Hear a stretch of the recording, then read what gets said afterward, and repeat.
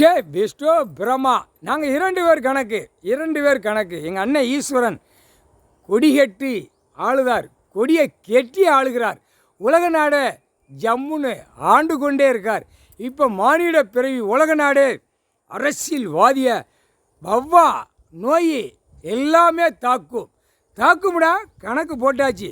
அந்த டைமு தான் வரும், உடனே வராது. தமிழ்நாட்டுக்காரன் விரித்து நாக்கை இழுத்து அப்படி அவன் நரகளை வரைக்கும் இழுத்து விட்டு கேள்வி கேட்பான், நக்குவான், பேசுவான். புரியுதாடா? போட்டாச்சுடா கணக்கு. எல்லாம் எங்கள் அண்ணன் ஈஸ்வரன் ஆலயத்திலேருந்து வெளியே கிளம்பும்.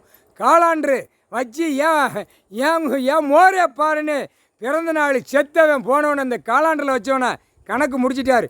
அது நீதிமன்றம் கோர்ட்டில் அது ஆட்டா முட்டிக்காக வரும்டா. எவனா ஒரு லாயரை ஏற்ற வச்சுருவார். ஏற்றுன உடனே காலாண்டு பூரா கந்தல் கோலமாக ஆகி போகும். முக்கால் சத்தியம். கணக்கு போட்டாச்சுடா. எல்லா வவ்வாவும் சிவன் கோயில் ஆலயத்திலேருந்து வெளியே கிளப்புதார். ஐயா கிளப்புதாரா? நீதி அரசர் கோயிலேருந்து வெளியே கிளப்புதார். கோயில் நீதி அரசர். சிவன் கோயில் ஆலயம் இருக்கா? சிவராத்திரி முடிஞ்சதும் கிளப்புவோம்னாரா? இது தாண்டா வவ்வா. அதான் 8 நாட்டு சனீஸ்வரி உட்காந்து போய்கிட்டு இருக்கல. ஒவ்வொரு ஆலயத்தில் இருக்கிற வவ்வா பூரா நம்ம கூட்டம் போகுதுடா, நம்ம தலைவன் போகிறான்டா, ஆணும் பெண்ணும் போகுதுடா அப்படின்னு வவ்வா வெளியே கிளம்பும். கிளம்பையில் அந்த எச்சத்தை விட்டுக்கிட்டே போகும். அது கழிக்கிறத கழிச்சிக்கிட்டே போவோம். மானிடப்பே சுருண்டு 2 கண்ணு அப்படியே பழுப்பு மாறும். வர்றா முக்கால் சத்தியம்.